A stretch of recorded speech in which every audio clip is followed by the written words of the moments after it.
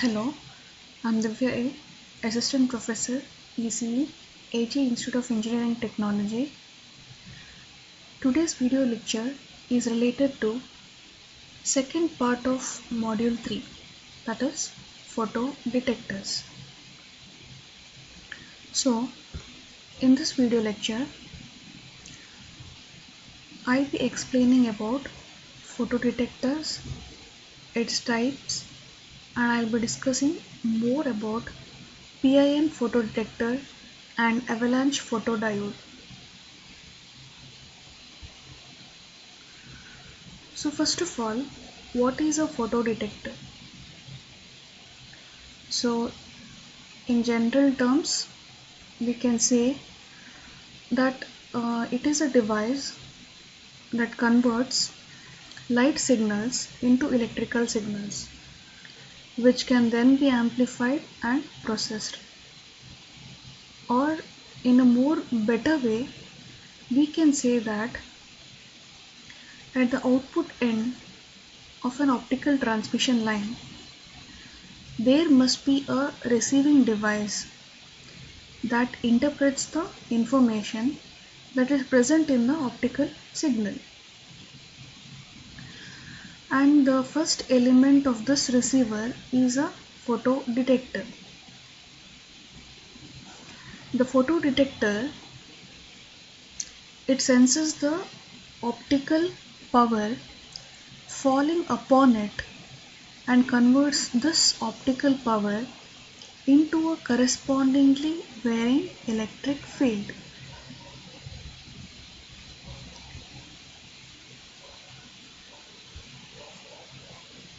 Now, since the optical signal that comes out from the end of the fiber is generally weakened and distorted, the photodetector must meet very high performance requirements. So, photodetector must have a high response or sensitivity in the emission wavelength range of the optical source being used. So there must be minimum addition of the noise to the system. Photodetectors must have a fast response speed or sufficient bandwidth to handle the desired data rate. So it must also be insensitive to variations in the temperature. It should be compatible with the physical dimensions of the optical fiber, and it must have a reasonable cost compared to other components of the system, and more importantly, it should have a long operating life.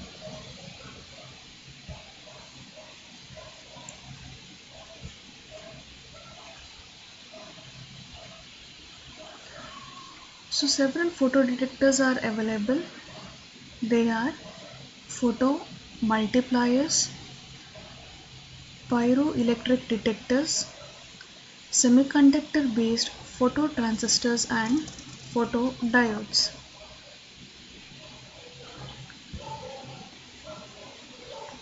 So photomultipliers, they consist of photocathode and an electron multiplier, so which is packaged inside a vacuum tube.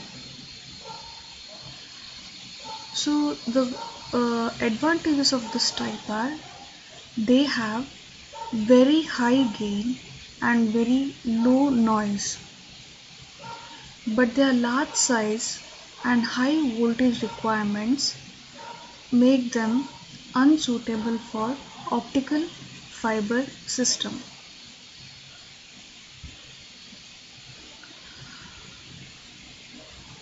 So next is the pyroelectric photodetectors. So these convert photon to heat, that is, photon absorption will change the temperature of the detector material. Due to this, there will be variation in the dielectric constant, which is measured as a capacitance change. So the advantage is that the response of this detector is quite flat over a broad spectral band, but its speed is limited by the detector cooling rate. So that is, its speed is limited due to the time taken by the detector to cool down after it has been excited. So it is mainly used for detecting high speed laser, and it is not well suited for optical fiber system. Among the semiconductor based photodetectors, the photodiodes are used exclusively for fiber optic systems, mainly because of its small size, suitable material, high sensitivity, and flat response time and fast response time.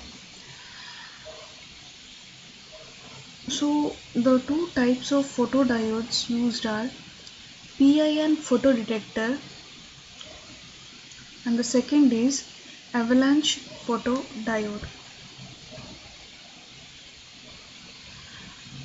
So this PIN photodetector, it is the most common photodetector that is used. So here the device structure consists of P and N regions separated by a very lightly N-doped intrinsic I region. So in normal operation, detector is electrically reversed biased.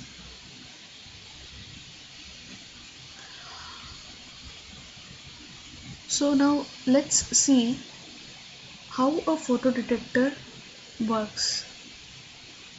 So in this illustration, we see that when there is no light, the reverse bias will draw the current carrying electrons and holes out of the PN junction region, thereby creating a depleted region which stops current from passing through the device. So now when there is light falling on the detector, the photons, they create electron hole pairs in the junction by raising an electron from the valence band to the conduction band, leaving a hole behind. So the bias voltage causes these current carriers to drift quickly away from the junction. So a current flows proportional to the light that is hitting the detector. So the wavelengths at which the detector responds to light depend on the detector material composition.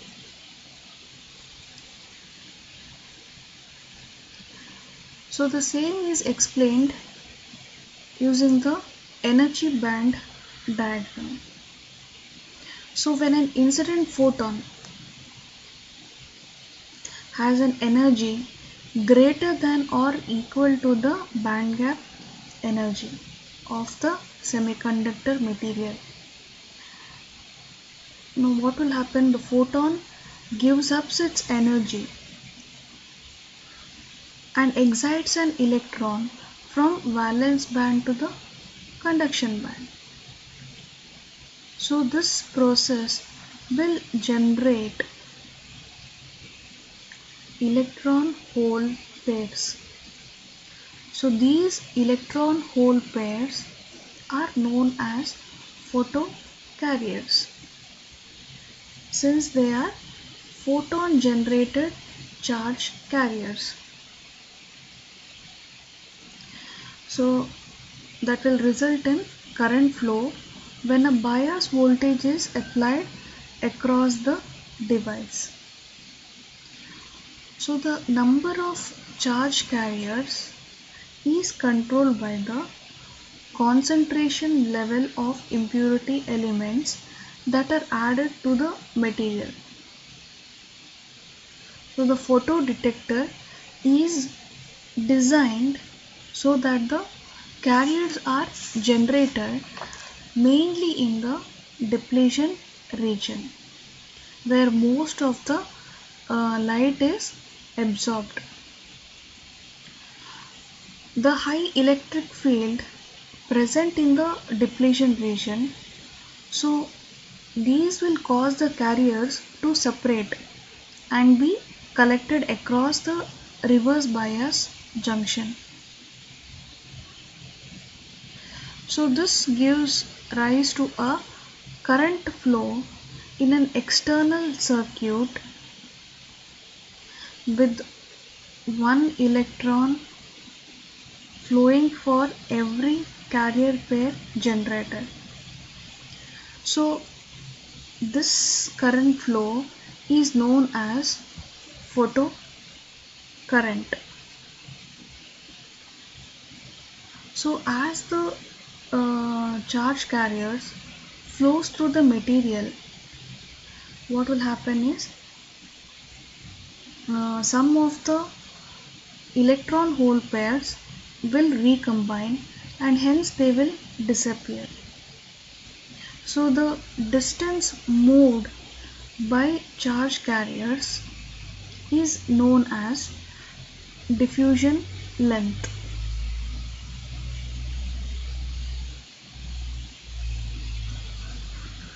And it is represented by Ln or Lp. So the time taken by the electron or hole pairs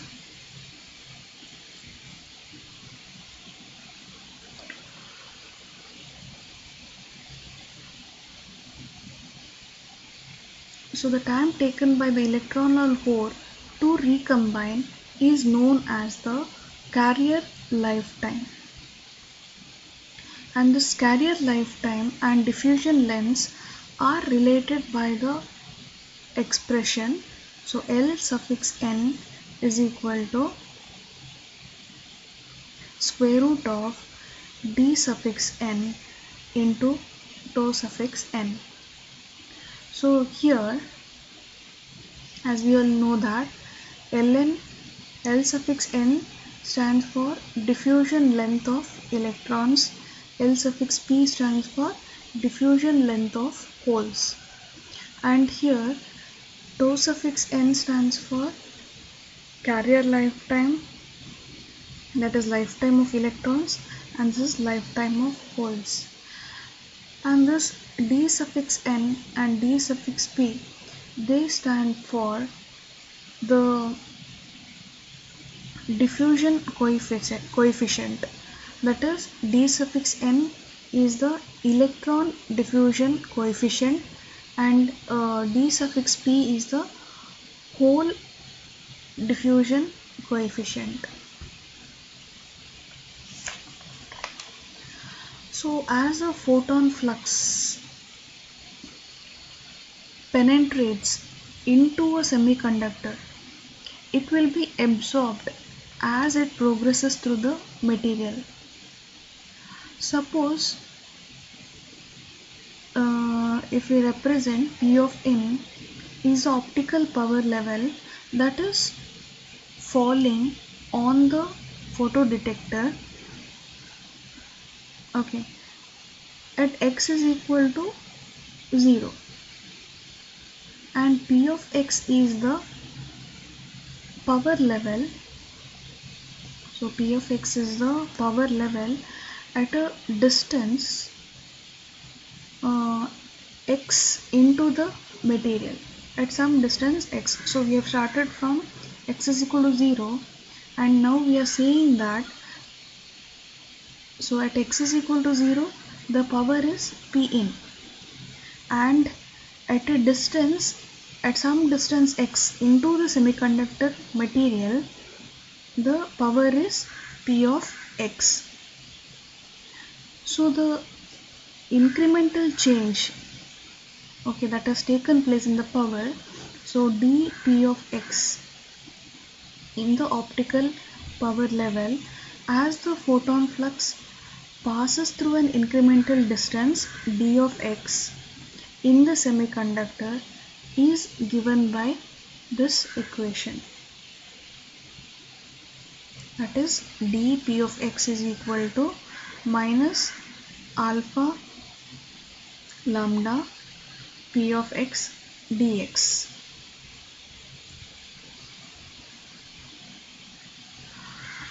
So here this alpha s lambda is the photon absorption coefficient at a wavelength lambda. So integrating this, we get power level at a distance x into the material, as this is the, after integration we get P of x is equal to P in exponential minus alpha s x. So this is the power level at a distance x into the material. So this is an example given here. So this is the power level at some distance x is equal to 0, and this is the power level after it penetrates to the semiconductor at some distance x is equal to w.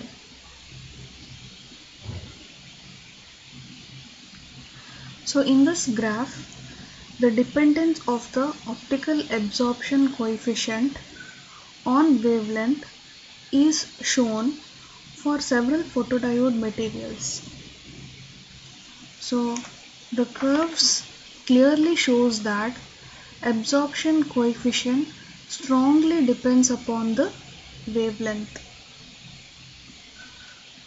Hence, a particular semiconductor material can be used only over a limited wavelength range. The upper wavelength cutoff is determined by the band gap energy represented by E suffix g. So if E suffix g is expressed in electron volts, then cutoff wavelength, that is represented by micrometers, that is given in units of micrometers. So after substituting for H and C, we get 1.24. So this is the upper cutoff wavelength, which is given by 1.24 divided by band gap energy. So from this graph, we can notice that cutoff wavelength of silicon is about 1.06 micrometer, and the cutoff wavelength of germanium is about 1.6 micrometer. So also at lower wavelength end, the photoresponse cuts off for large values of alpha s, because photons are absorbed very close to the photodetector surface, where the recombination time of generated electron hole pairs is short. So they recombine before they can be collected by the photodetector circuitry. Now if the depletion region has a width W, then the total power absorbed in the distance W is given by this expression. So if RF is the reflectivity at the entrance phase of the photodiode, then the primary photocurrent IP resulting from the power absorption is given as IP is equal to Q by h nu Pn into 1 minus e to the power of minus alpha SW into 1 minus RF, where Pin is the optical power incident on the photodetector and Q is the electron charge and h nu is the photon energy. So speaking about the characteristics of photodiode, the two important characteristics of photodetector are quantum efficiency, response speed. So the two parameters depend majorly on material band gap, operating wavelength, doping and thickness of PIN regions of the device. So the quantum efficiency is the number of electron hole pairs generated per incident absorbed photon of energy h nu, and it is given by I suffix p by q divided by p suffix in by h nu. So here IP is the photocurrent generated by a steady state optical power Pin incident on the photodetector. So in a practical photodiode, 100 photons will create between 30 and 95 electron hole pairs. So quantum efficiency will be ranging from 30 to 95%. So to achieve a high quantum efficiency, the depletion layer must be thick enough so that a large fraction of the incident light can be absorbed. But thicker the depletion layer, longer time will be taken by the photo-generated carriers to drift across the reverse bias junction. So the performance of a photodiode, it is often characterized by the responsivity R. So this responsivity R is related to quantum efficiency by the following relationship. So the responsivity parameter is quite useful because it specifies how much photocurrent is generated per unit of optical power.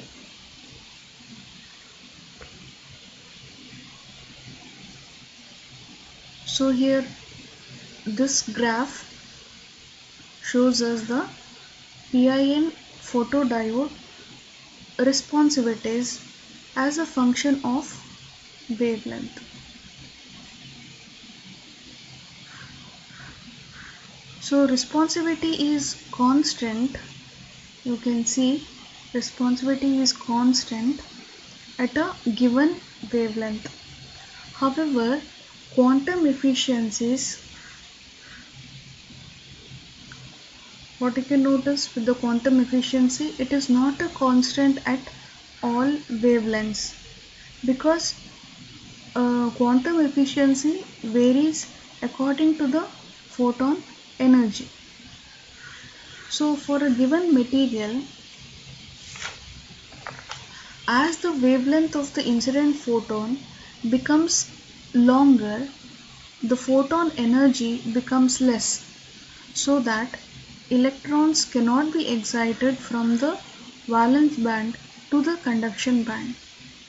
Hence, the responsivity falls off rapidly beyond the cutoff wavelength.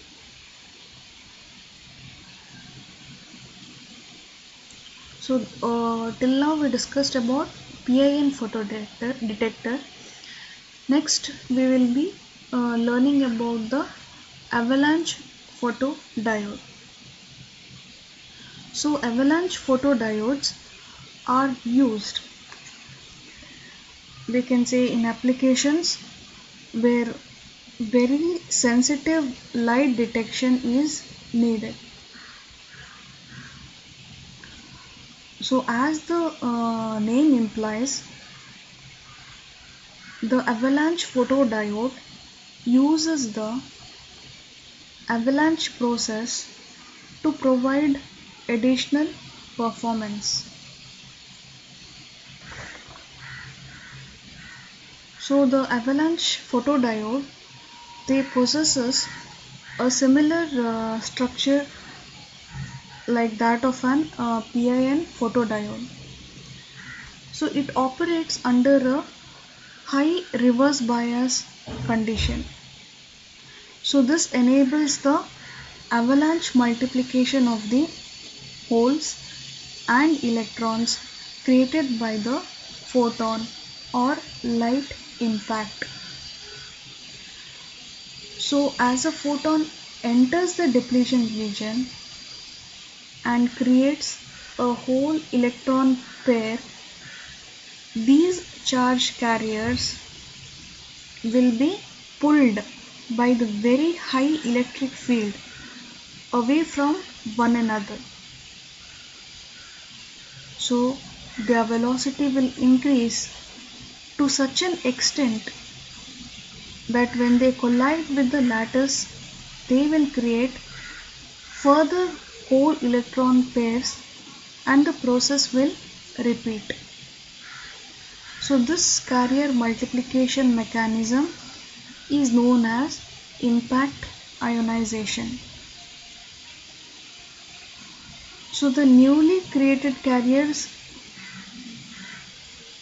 they will also be accelerated by the high electric field, thus gaining energy to cause further impact ionization. This phenomenon is the avalanche effect. So a commonly used structure for achieving carrier multiplication with very little excess noise is the reach-through construction. So reach-through APD structure, which is shown here in the figure, and the diode is called as reach-through avalanche photodiode. So as you can see, it is composed of a high resistivity p-type material, which is deposited as an epitaxial layer on a p plus substrate. A p-type diffusion or ion implant is then made in the high resistivity material, followed by the construction of an N plus layer. So this configuration is also referred to as P plus pi P N plus reach through structure. The term reach through arises from the photodiode operation. So when a low reverse bias voltage is applied, what happens is most of the potential drop is across this PN plus junction.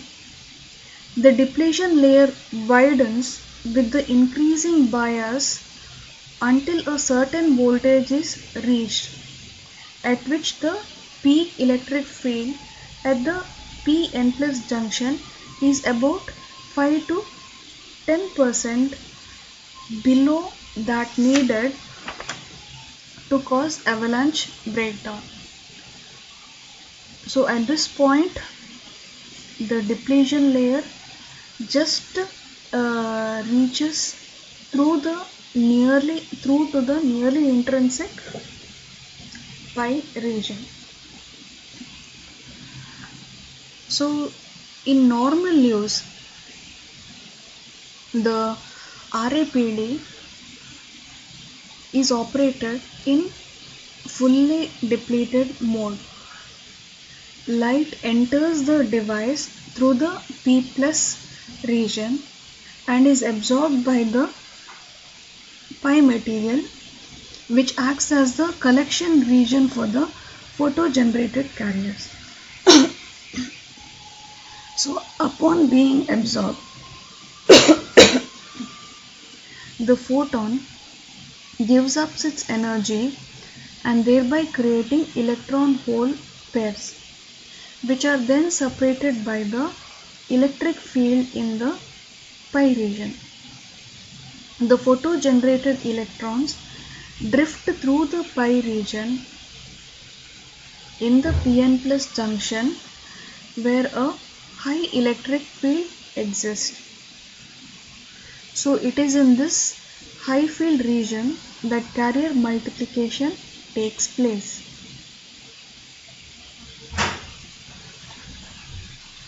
The average number of electron hole pairs created by a carrier per unit distance travelled is called as ionization rate. So most materials, they exhibit different electron ionization rates alpha and hole ionization rates beta. The ratio K is equal to beta by alpha of the two ionization rates is a measure of the photodetector performance. So only silicon has a significant difference between electron and hole ionization rates. So here in this graph we can see experimentally obtained values of alpha and beta for 5 different semiconductor materials as shown in the figure. So all of the materials shown, we can notice that only silicon has a significant difference between electron and hole ionization rates.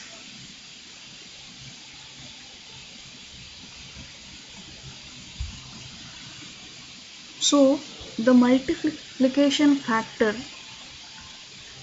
we will be using this term many times, the multiplication factor M, that is the current gain for all the carriers generated in the photodiode is defined as M is equal to I suffix M by I suffix P, where I suffix M is the average value of the total multiplied output current and IP is the primary photo current.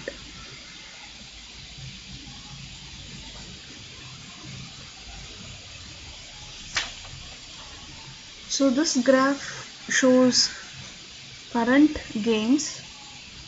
You can see here the current gains. The graph is plotted against current gain versus voltage. So it shows different current gains for different wavelengths as a function of the bias voltage for a silicon reach through avalanche photodiode. So in silicon, since the ionization coefficient for holes is smaller than that for electrons, the total current gain is reduced at the short wavelengths. So which we already saw in the previous graph, that for silicon the ionization coefficient for holes is smaller than that for electrons. So the total current gain is reduced at the short wavelengths. So the performance of an avalanche photodiode is characterized by its responsivity. That is, the responsivity is equal to eta q divided by h nu into m, which is we can say that here R is the unity gain responsivity, which is equal to R naught M. So R naught is the unity gain responsivity. So this is the assignment question.